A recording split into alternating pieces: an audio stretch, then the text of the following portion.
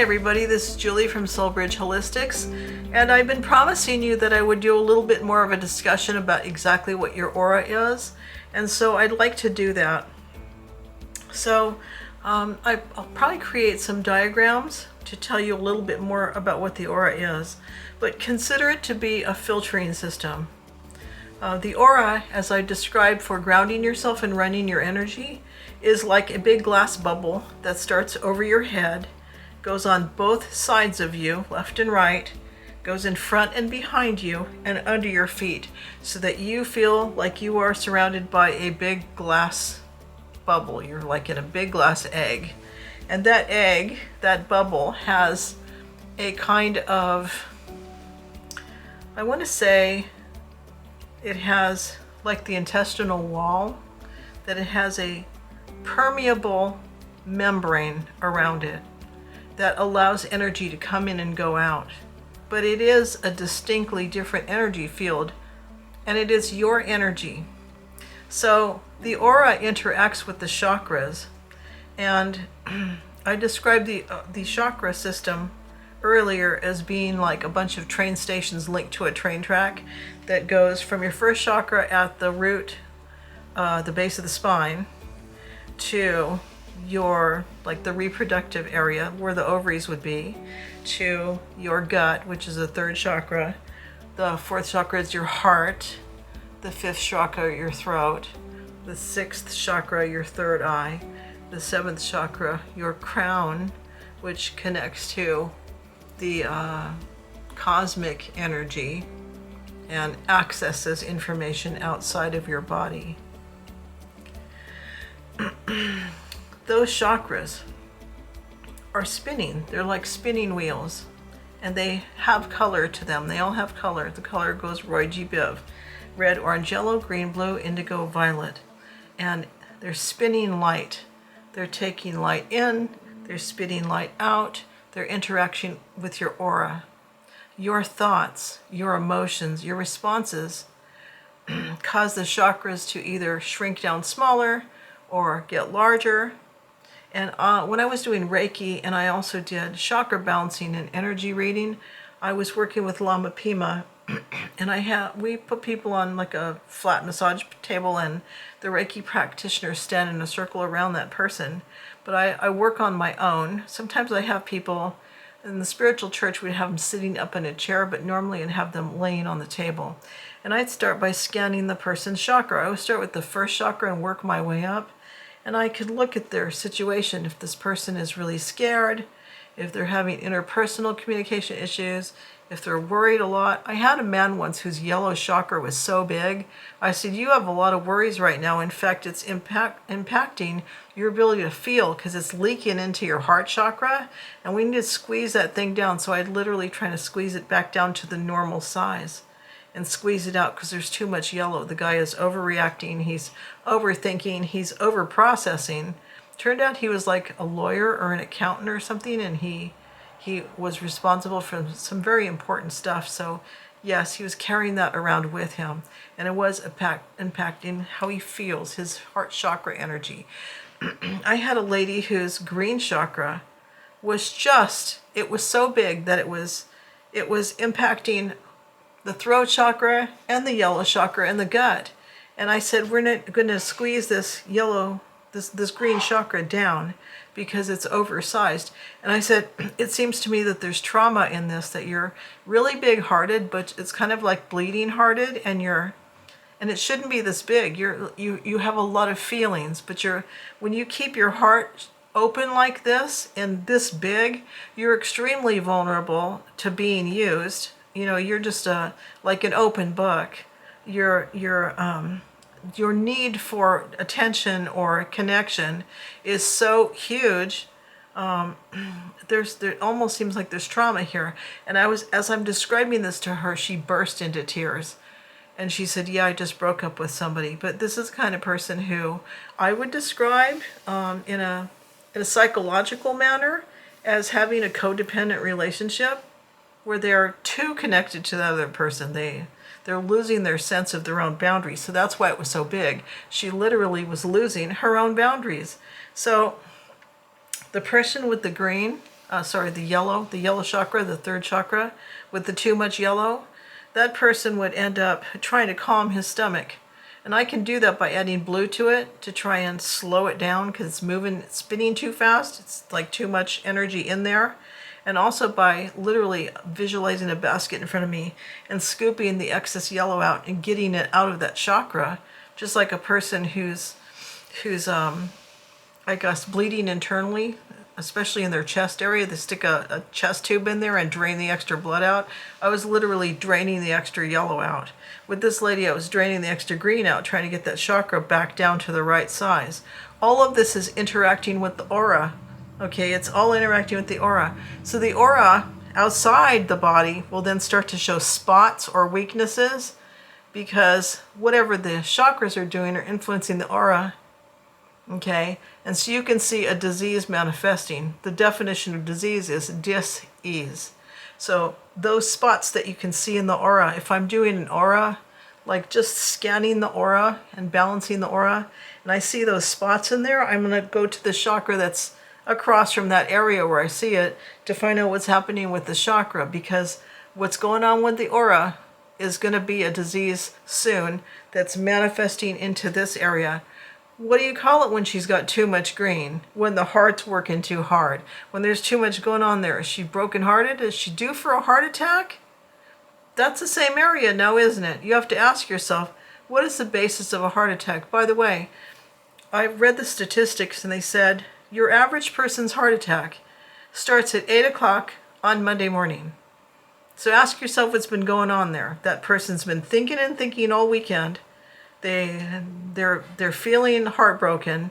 Something's up. They don't want to go to work. They're going against their own will, and their body starts shutting down, going, you don't want to go? We won't go, right? The body responds to that. Now, I want you to understand that the aura has several layers to it. You have a mental body, an etheric body, a causal body, these different layers of energy in that aura. These different kinds of bodies, and they're all contributing to that. The causal body, so it's like looking at the energy and reacting back to it. Your mental body is contributing to that. Your emotional body is connecting to that. See, then it's interacting with these different chakras, and all together it's creating spots in the aura, and it's creating an aura with a weakened field. Now, I was always taught, and again, I have to tell you for legal purposes, everything I'm telling you is my opinion, but I was taught that spots in the aura can also be caused by substance use. Because if a person's doing, especially like the most dangerous ones would be heroin, cocaine, meth, it shoots holes into the aura. It's damaging the body, damaging the chakras, damaging the aura. When you have holes in your aura, which is your filtering system that's keeping you in this dimension, suddenly information from other dimensions can come in. You ask yourself, what's the cause of people hearing voices? I'm going to say that they're perceiving voices, beings, demons, spirits from another dimension that we normally don't interact with. So when that person starts saying, I hear voices, I'm going to ask, did you take any drugs? What have you been on? Because I don't think it's necessarily just the mental illness. There's something that's working hand in hand with that. The person is self-medicating with street drugs. Now, if a person only has schizophrenia, they might start to lose their hold on reality. They might tend to feel super weakened if those entities try to make connection to them and they don't know how to block it out. If they don't understand how to ground yourself, run your energy, visualize your aura, your protective aura around you.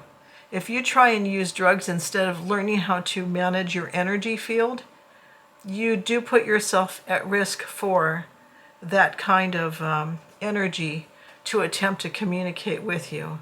Those are beings. But again, it's as easy as some people just say the name of Jesus, literally, actually works. Some people ask their spirit guides to come in and help. Some people ask angels to come in and help. Whenever you ask a white light being of any kind, please come in. There's something I don't understand. Push that back. As long as it's not drug induced and you didn't shoot holes in your aura, they will be able to push those beings back out of your aura, you know, get you into your own safe space and keep them away, because that white light that you're broadcasting should be enough to keep those beings out of your space. They pretty much go away right away.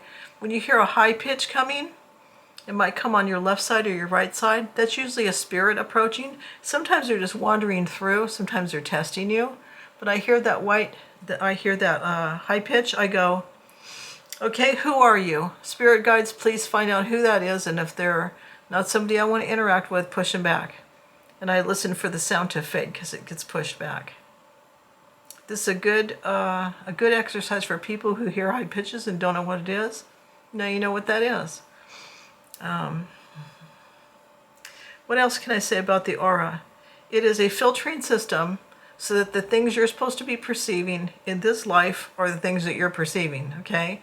You're not supposed to be interacting with past lives or beings from past lives or just anybody who comes by. In fact, when I spent over 20 years as a platform medium at the Spiritualist Church, and I would stand there and wait, you know, for somebody to come in and give me a download, and then I'd look at the audience and I'd try and focus on which person, whose spirit have I got here with me.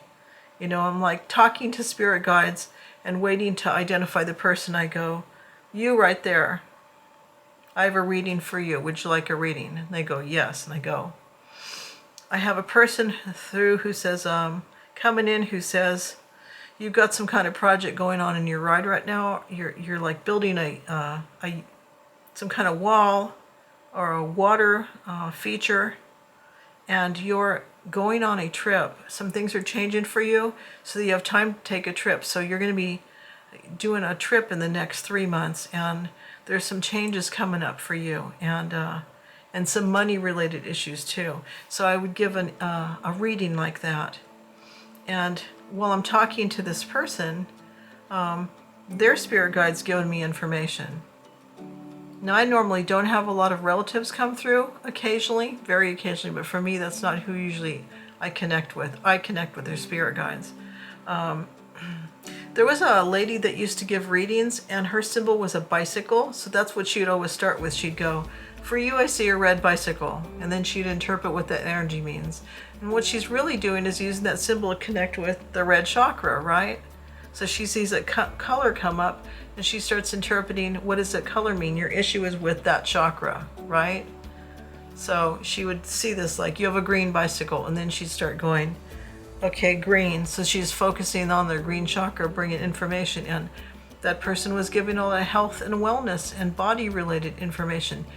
Every person who's using their gifts to give more information to people, to read you and tell you information about yourself, these are actually skills you can learn for yourself. You can learn to take the tools that I'm teaching and learn to do this for yourself, and you can learn to do it for others.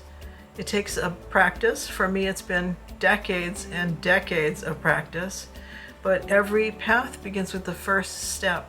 If this is something that's fascinated you, if it's something that you want to learn about, if it's something that you're on board with and you feel like Soulbridge Holistics has something to teach you, then go look for my previous videos and subscribe, subscribe, share, so that especially I read the comments. Tell me what kind of videos you want. What kind of things are you curious about?